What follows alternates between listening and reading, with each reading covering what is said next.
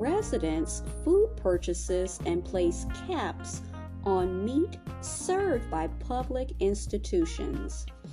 It goes on to say New York City will begin tracking a carbon footprint of household food consumption and putting caps on how much red meat can be served in public institutions as part of a sweeping initiative to achieve a 33% reduction in carbon emissions from food by the year 2030. Now, this particular article was written by Brenda Belletti, PhD, and it was published last month, I believe. It goes on to say New York City will begin tracking the carbon footprint of household food consumption and putting caps on how much red meat can be served in public institutions as part of a sweeping initiative. Okay, they already said that. Okay, I don't want to repeat the same thing. It goes on to say Mayor Eric Adams and representatives from the Mayor's Office of Food Policy and Mayor's Office of Climate and Environmental Justice announced the new programs last month at a Brooklyn Culinary Center run by the New York City Health and Hospitals, the city's public health care system, just before Earth Day. At the event, the Mayor's Office of Climate and Environmental Justice shared a new chart to be included in the city's annual greenhouse gas inventory that publicly tracks the carbon footprint created by household food consumption. Okay. The city already produced emissions data from the energy use, transportation, and waste as part of the annual inventory. But the addition of household food consumption data is part of a partnership that London and New York launched with American Express, C40 Cities, and Eco Data Lab. Commissioner, I can't say his name. Rohit Agarwala from the New York City Department of Environmental Protection announced at the event, I'm probably butchering his name, Agarwala, who founded Google's Smart City subsidiary Sidewalk Labs, celebrated the expanded data collection as forging a new standard for what cities have to do and a new way to shape policy. He said the inventory also will measure greenhouse gas pollution from the production and consumption of other consumer goods like apparel, whether or not those items are made in New York City. It also tracks emissions tied to services like air travel and healthcare. But Adams' presentation at the event focused on food consumption, particularly meat and dairy. He goes on to say, food is the third biggest source of cities' emissions right after buildings and transportation, Adams said.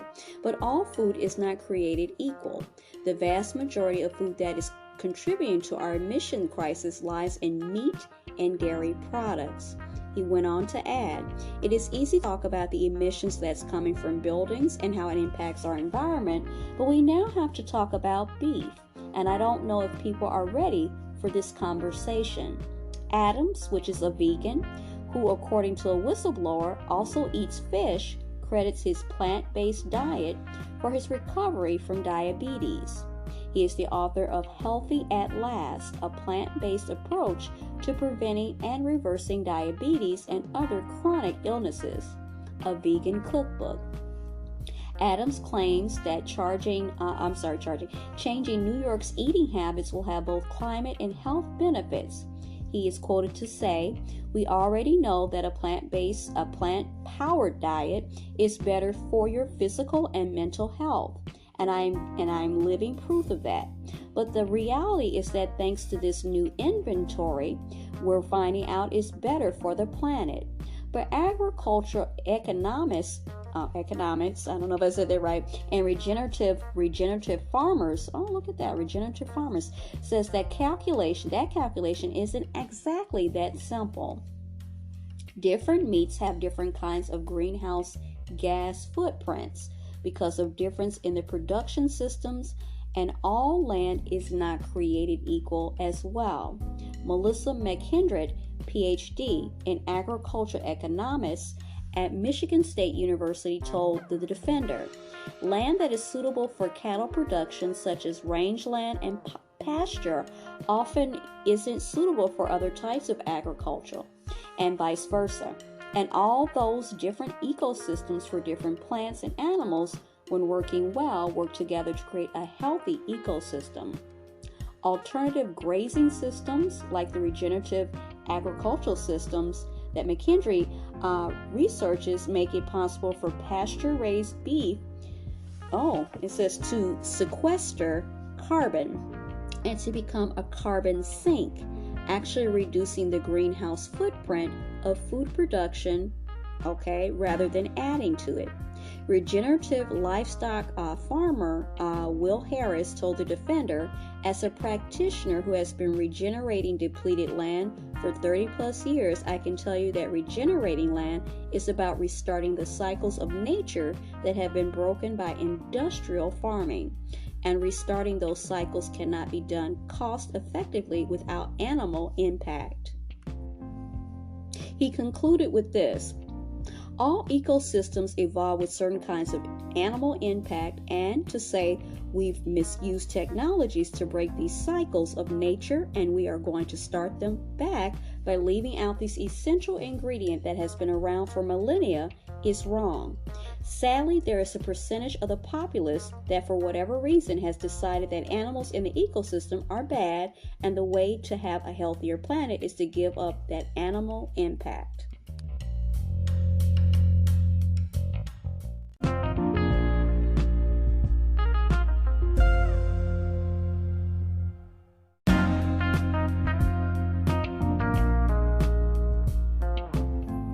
So last night I was looking at some stuff online and on YouTube, and I came across two particular things. Now, I'm a little late, evidently, getting this particular information.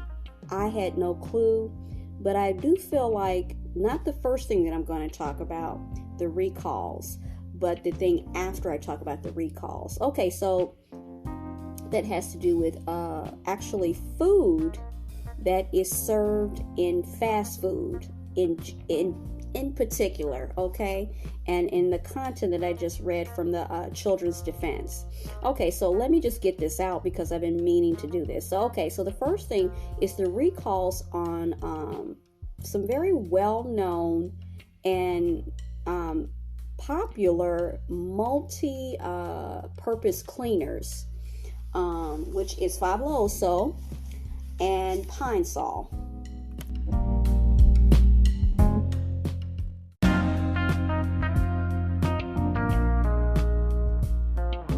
So now evidently the Pine Sol products, the recall was 6 months ago. Now Fabuloso was about 3 months ago. Okay, so Pine Sol was first and then Fabuloso. Okay, so I looked at many actual videos on YouTube, videos as well as shorts, which I'm assuming that everyone is familiar with the shorts. They're just that, they're shorts. They're within seconds, they're seconds, they're not a long, they're not a full episode, they're not a full video. So you get the information quick, and those are usually on YouTube, but they're popular on TikTok and wherever else on social media. Okay. What I found interesting about all of this, and I wondered this right away, I thought the whole purpose of cleansers, were to clean all types of debris, bacteria, dirt, anything that is the opposite. It's the opposite of clean, all type of surfaces, the floors, the walls, tabletops, you have it, your garbage can, all types of things that you want to kill germs, bacteria, because when things smell, it's because there's a presence of bacteria. I'm not a bacteriologist, if that's even a thing, or anything like that. That was just my understanding as a regular citizen of the world, But in these videos, they made the distinction when they asked experts, not necessarily people that work for the companies that